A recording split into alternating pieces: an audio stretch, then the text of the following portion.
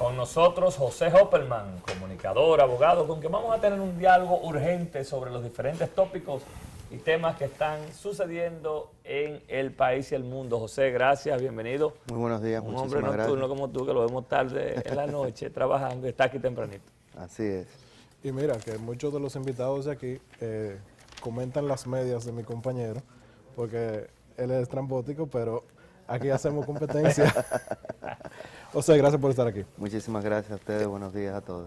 José, ¿se resolvió, ya está claro el tema de los 92 millones de dólares de soborno, entre comillas, del caso de Brecht? ¿Con Ángel Rondón empieza una investigación nueva o termina todo? Mira, hay algunas preguntas que saltan a la mente de cualquier persona que conoce medianamente el procedimiento penal y la forma en que los órganos investigativos y que llevan la dirección de la política penal del Estado se manejan en otros países, de lo cual nuestro Código Procesal Penal ha heredado esa legislación. Costa Rica, Perú, Colombia, etc. Yo tengo una idea, en el día de ayer, el ministro de Obras Públicas o el homólogo del ministro de Obras Públicas de República Dominicana en Colombia, en el gobierno de Uribe, fue apresado por el tema de los sobornos de Odebrecht. En la República Dominicana hemos visto, la denuncia se recibió hace ya unos meses. La Procuraduría General de la República, de brazos cruzados, no ha sido proactiva. ¿A qué me refiero con que no ha sido proactiva? Es el único país del mundo donde una empresa se presenta a declarar que sobornó, que es un ilícito penal. En cualquier Sobornar es un ilícito penal. Declara que entregó un dinero para unos políticos para obtener unos beneficios que son los sobornados, que también es un ilícito recibir el dinero. Van, declaran, salen por la puerta, no se hace ningún allanamiento, no se trata de recuperar ningún tipo de prueba o evidencia y sin embargo se le dice a una de las personas endilgadas de la comisión del delito, te voy a entregar 3 días para que tú me traigas las pruebas. Lo que tú consideres. Eso es algo ilógico. ¿Y qué procedía? ¿Cuál era el procedimiento, tú como abogado de experiencia, qué procedía a hacer? ¿Cómo era que había que llevar el curso de eso? Desde la óptica de la Procuraduría General de la República había que peticionar a un juez de la instrucción el otorgamiento de ciertos allanamientos de los lugares donde la Procuraduría podía entender o sospechar que se encontraran documentaciones relativas al caso que pudieran dar traste con la solución del problema. Algo que no se ha hecho hasta el momento y que aparentemente no se va a hacer. Nosotros hemos visto otros casos, por ponerle un ejemplo, recuerdan el proceso de Jochi Gómez, Sí. sobre un de tema la intervención. unas Intervención de la Junta Central. intervenciones, y ahí se hizo un allanamiento inclusive hasta en un periódico digital. ¿Mm? Solamente con rumor. Entonces en este caso hemos visto una actitud correcta de parte de la Procuraduría, pero endeble, no proactiva. No es una actitud consona con la declaración de llevar el proceso hasta las últimas consecuencias.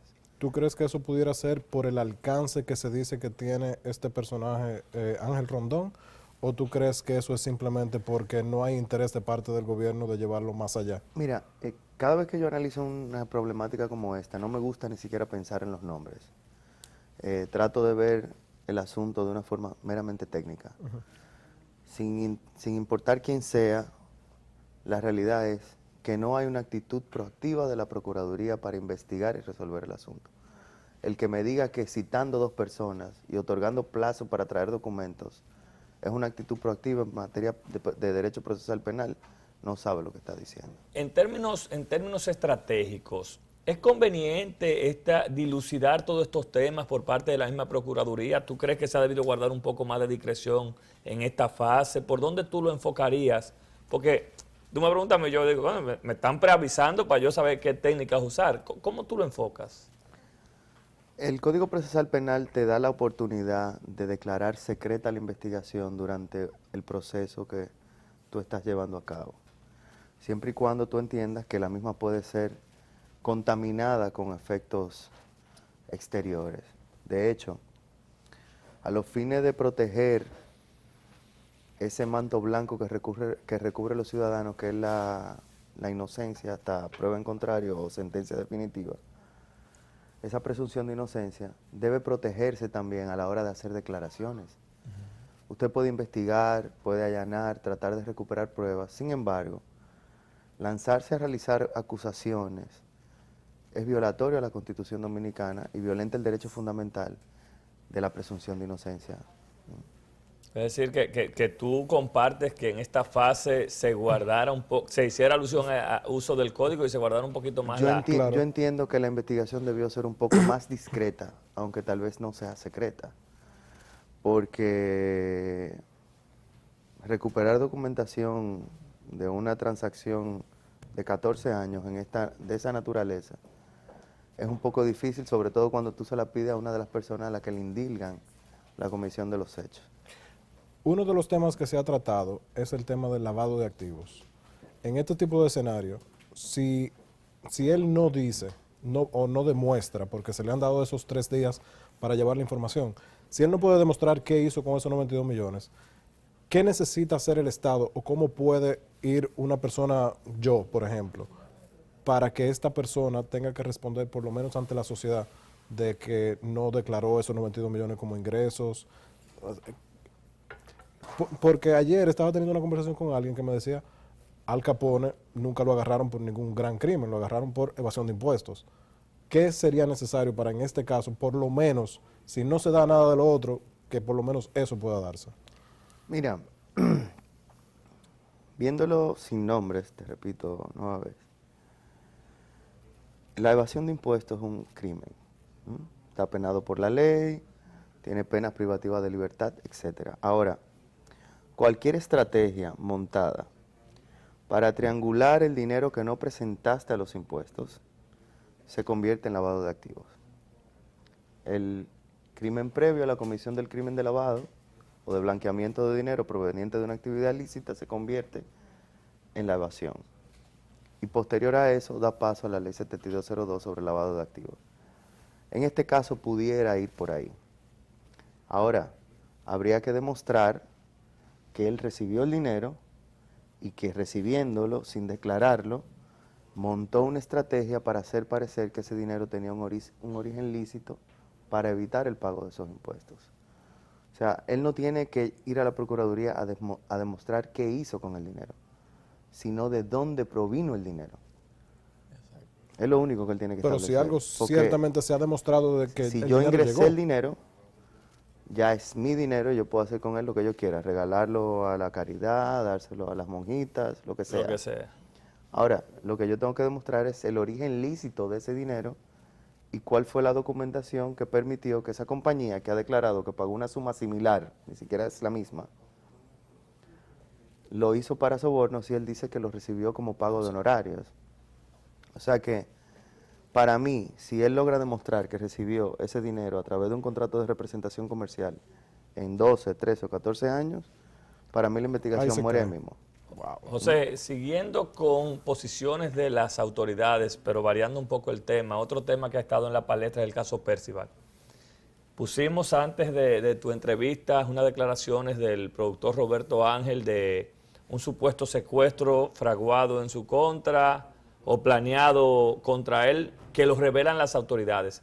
¿Qué tan prudente fue o qué tal el manejo de las autoridades en estos términos, en este caso, a propósito del caso Percival? Miren, la delincuencia organizada en la República Dominicana sabe que el crimen del secuestro es uno de los crímenes peores legislados de la República Dominicana. La ley de secuestro tiene 2 artículos, para que ustedes estén claros. Los procesados por secuestro en la República Dominicana son muy pocos, porque la política pública de persecución de ese delito es 0 procesamiento. O sea, la mayoría de las personas que se encuentran involucradas en delitos o en el crimen de secuestro, pues nunca llegan a los tribunales. Casi siempre mueren en intercambio de disparos, etcétera. Se resuelve. Exacto. Entonces, el infractor, al conocer la debilidad de la legislación, se aprovecha de eso. Y en este caso, esos muchachos, Brian y Percival, o como se llamaren, no eran delincuentes de tipo común, poco informado, o tal vez poco educado. O sea, Ellos conocían la debilidad de la legislación y podían haber planeado ese y cualquier otro secuestro. La realidad es que de parte de las autoridades mencionar un plan de esa naturaleza en este momento no fue prudente, porque puede despertar el interés de cualquier otro grupo Sí. que vea una oportunidad de que en esta persona puede O en otras. o en otra encontrar algún tipo de chance para tener algún beneficio económico o personal. Ahora, siguiendo con ese tema, el presidente o el director de la Comisión Nacional de Derechos Humanos ha dicho que él sostuvo reuniones en 2 ocasiones con ese grupo, para no decir específicamente con Percival Matos. ¿Hasta qué punto es eso obstrucción de justicia si él estaba en comunicación directa con ellos y no le informaba a las autoridades? Mira, desde el conocimiento que yo tengo, la frase tan conocida por los dominicanos de obstrucción de justicia en el derecho dominicano no existe. Aquí se puede hablar de complicidad, de coautoría del hecho, pero de obstrucción de justicia no se puede hablar porque eso aquí no existe. Lo que yo me pregunto es si es ético para una persona de esa naturaleza reunirse con una persona que ha cometido crímenes contra otras personas que sí tenían derechos humanos también. Entonces, ¿qué moral tiene esa persona para referirse a un delincuente que, aunque no fue juzgado, todos los vimos en las cámaras y todos fuimos jueces de las acciones que cometió, en contra de personas que se encontraban laborando dignamente? Entonces, ¿qué moral puede tener ese señor para referirse a ningún tema en la República Dominicana cuando él prefiere proteger los derechos humanos de los delincuentes que los de las víctimas? En ese mismo tenor, se ha cuestionado mucho que se saca del expediente, como ignorante en la materia lo voy a decir, o a una cómplice o a una coautora del delito porque adquirió vehículos, porque estuvo escondiéndolo. ¿Tú crees que ahí hay algún tipo de negociación de las que permite el código? O tú como abogado, ¿qué ves en que esa joven esté fuera del expediente que prepara el Ministerio Público? Ya. Hay algunas excepciones para la complicidad en el derecho penal dominicano, y una de esas es los hijos, los padres y los hermanos. En este caso, esa joven no sé si tenía condición de concubina, amante, esposa, madre, no tengo ese dato. Pero hay que ser cuidadoso con ese tipo de actitudes en contra de las personas que son ligadas sentimentalmente a quienes cometen hechos delictivos. Porque durante una época, antes de la aprobación del Código Procesal Penal del 2002, se utilizaba mucho apresar hermanos, primos, madres, Para chantajear y lograr que... hermanos, novias, Para presionar. para presionar al infractor a que se entregare o a que colaborare de una forma o de otra. Yo prefiero 100 veces un inocente, prefiero 100 veces un culpable suelto A un inocente que un preso. inocente detenido. Entonces, en el caso de ella, como no puedo verlo tan claro, yo preferiría dejarla fuera. Ella puede ser una pieza clave del Ministerio Público, ¿tú entiendes? ¿Esa pudo haber sido una negociación hecha? No me queda muy claro. ¿Cómo tú ves, Iván, escúchame, antes de Sí, pasar no. a otro tema que yo sé que tú tienes, cómo tú ves ese tema, ese expediente, desde tu punto de vista como abogado? ¿Ves un expediente fuerte? ¿Qué te dice tu profesión? Mira, sin duda los expedientes donde el Ministerio Público tiene querellantes y víctimas capaces, casi siempre llegan a buen puerto. En este caso, ese procedimiento tiene como víctimas a los bancos y entidades financieras que fueron afectadas por las actividades delictivas del grupo, lo que garantizará, casi por seguro, un final satisfactorio para la sociedad en lo que se refiere al establecimiento de las condenas. Dependerá del Ministerio Público seguir las reglas del procedimiento para evitar lo que ya estamos acostumbrados a escuchar mucho. Pero sin cambiar No el... al se lugar, cayó. inadmisiones, nulidades. Pero etc. sin cambiar el tema, entonces tú dices de que si esto no hubiera si esto no hubiera sido un hecho en contra de uno de esos grandes emporios económicos, no tuviéramos el mismo tipo de resultado. Es obvio que no. Qué lamentable. Cambiando el tema un poco, ya el 22 ha sido convocada la marcha en contra de la impunidad, tiene varios ya nombres.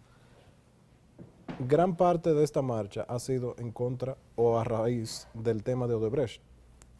El principal proyecto que tiene Odebrecht en el país son las plantas de Punta Catalina.